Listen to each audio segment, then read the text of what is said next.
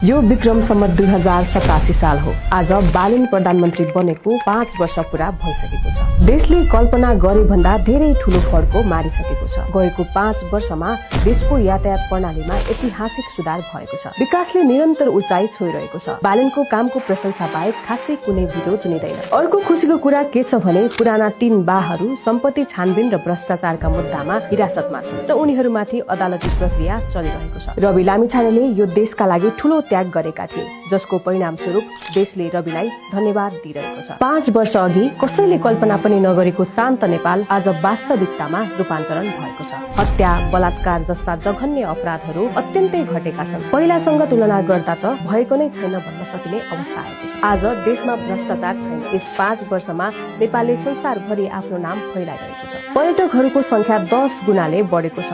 नेपालले आफ्नो अनुहार फेरिसकेको छ। रोजगारीका अवसरहरू यिनै 5 वर्षमा पर्याप्त रूपमा सिर्जना भएका छन्। रवि लामिछाने भन्दैछन्, अब रोजगारीका लागि कोही पनि विदेश जानु पर्दैन। विदेश अब हामी घुम्न जाने ठाउँ मात्र हो।